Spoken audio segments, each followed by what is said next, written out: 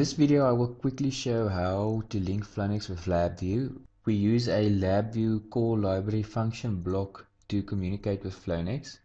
Here we've got a network with a simple pipe setup with a pressure specified as an upstream boundary condition and a downstream mass flow boundary condition. And this link communicates also through the memory map link capability of Flownex. So the memory map link, as we can see, has been set up, and you add variables that serve as input and output variables by just opening a property page and dragging and dropping the variables in here. Important, this is the name for the memory map file, and we will input this in LabVIEW also, and the amount of inputs and outputs that you define here should match up with your amount of inputs and outputs in LabVIEW.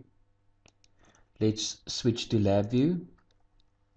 LabVIEW, this is what our default example looks like that ships with Flownex. We've got a front panel with some inputs for our link block. It's the memory map name, that's the same name as we specified in our memory map setup. A timeout so that the user interface continues to respond. Time step size, that's the time step that will be used in Flownex. An input to Flownex and the output that we will read from Flownex. This start button starts and disables the memory map link, and we've got a status indicator to show whether the link is running correctly. If we switch to the block diagram, we see this is our call library function block, and it calls our Flownex LabVIEW DLL. The source code of this DLL is also available in the example.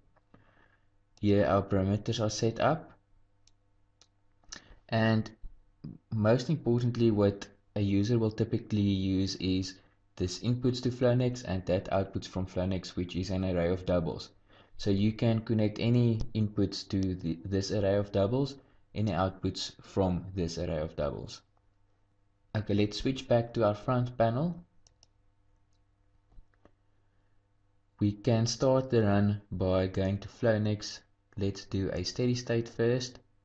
And now when we start our transient, we will see it says created the memory map file and we're waiting for LabVIEW.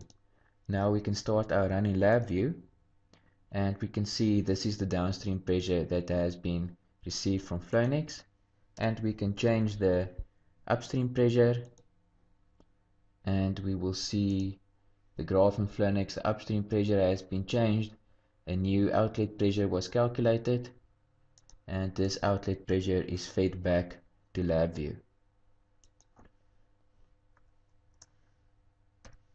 And we can continue in this fashion and see how our results are received back from Flownex. At any stage, if you want to stop the simulation, you can either press this start button to stop it or the abort button. And you will see our Flownex execution has also been stopped. As you can see, this link is quite simple to use and very powerful.